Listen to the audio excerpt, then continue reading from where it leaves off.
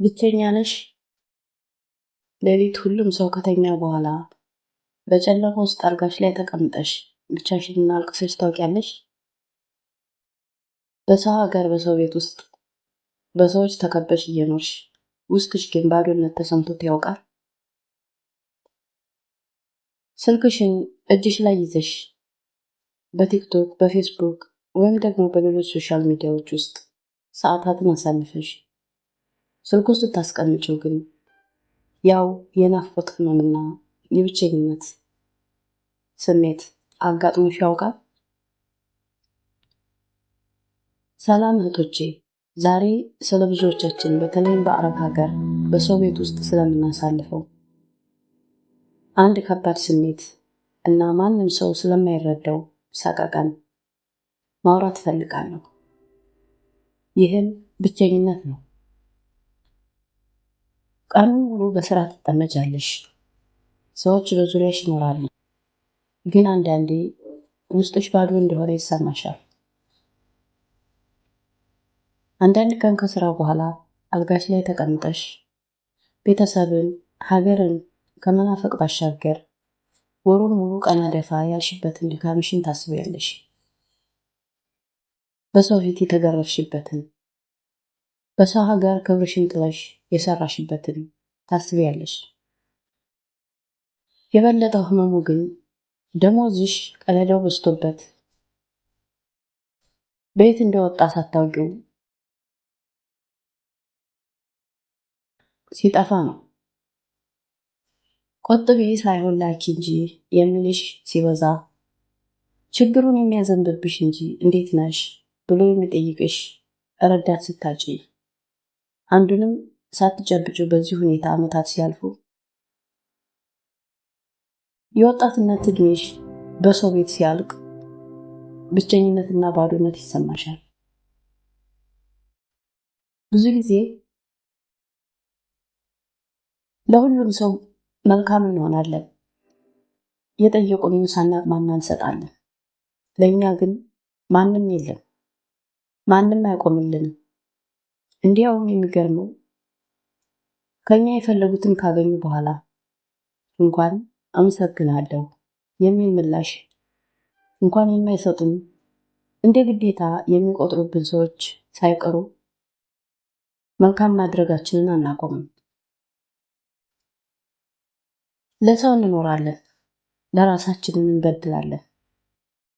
ቆም ብለን ስናስበው ግን ቂጣ የሰጡት ውሻ ይጮሃል ይባላል። እኛ ግን የሰጠነው ሰው ቀርቶ ውሻውም የማይጮህልን የምስጋና ድሃዎች በዙሪያችን በዝተዋል። ይህ ብዙ ስደተኞች የሚያልፉበት ነው።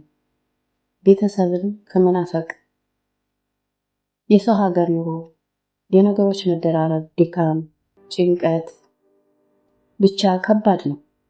አንዳንዴ ትራስን አቅፎ ማልቀስ የተለመደ ነው። ነገር ግን ለምን እኔ ላይ ይሆናል፣ ለምን እኔ ላይ እንዲህ ይደረጋል ብለሽ ራስሽን አታስጨንቂ። ምን እናድርግ መሰላችሁ? ከፈጣሪሽ ጋር ተነጋገሪ።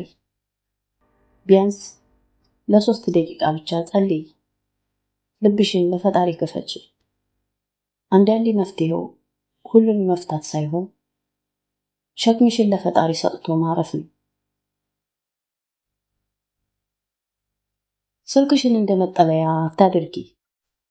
ብቸኝነትን በስልክ ብቻ ማሸነፍ አትሞክሪ። እኔም አንዳንዴ በቲክቶክ እና በፌስቡክ ሰዓታትን ቆይ ነበር፣ ግን ስልኩን ስዘጋው አሁንም ያው ብቸኝነት በበሩ በኩል አጨልቆ ሲመለከተኝ አገኘዋለሁ።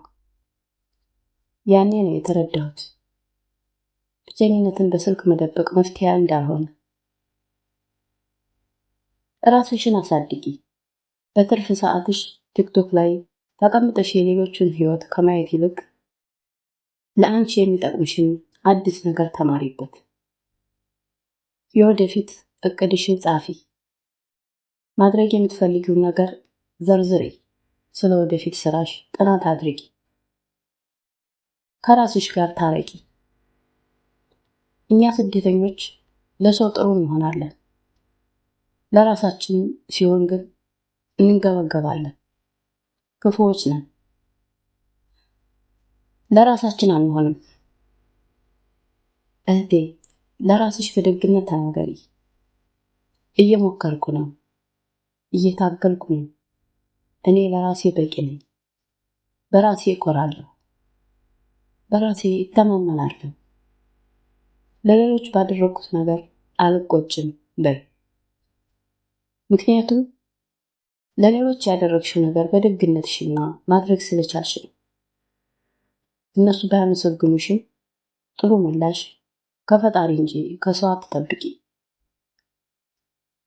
እና ለወደፊት ትምህርት ውሰጂ። ህይወትሽ በዚህ የስደት ጊዜ ብቻ አያበቃም። አሁን ያለሽበት ቦታ የመጨረሻሽ መድረሻሽን አይደለም። ወደፊት ለምትኖሪ ህይወት መሰረት እየጣልሽ እንደሆነ አስታውሽ። ህልምሽን አትርሽ። ትንሽም ቢሆን የወደፊት እቅድ ይኑርሽ። ይህን ቪዲዮ እየሰማሽ ከሆነ አንድ ነገር ልንገርሽ። አንቺ ብቻሽን አይደለሽም። እኔን ጨምሮ በየሰው ሀገሩ በሚሊዮን የሚቆጠሩ እህቶቻችን በተመሳሳይ መንገድ፣ በተመሳሳይ ናፍቆት፣ በተመሳሳይ ድካም እና በተመሳሳይ ተስፋ ውስጥ እያለፉ ነው። ይህም ጊዜ ያልፋል እና አንድ ቀን ወደ ሀገርሽ ገብተሽ ራስሽን ችለሽ ወደ ኋላ ስታስቢ ከባድ ነበር፣ ግን አልተሸነፍኩም፣ አለፍኩት ትያለሽ። እስከዚያ ድረስ ራስሽን ጠብቂ፣ ተስፋሽን ሰንቂ፣ ህልምሽን አትተይ እና ሁሌም አስታውሽ፣ ጽናት ባለበት ቦታ ተስፋ ፈጽሞ አይሞትም። ቪዲዮውን ከወደዳችሁት ላይክ፣ ሼር፣ ቻናሉን ሰብስክራይብ ማድረጋችሁን አትርሱ። ስላዳመጣችሁኝ ከልብ አመሰግናለሁ። በሌላ ቪዲዮ እስከምንገናኝ ሰላም ሁኑልኝ።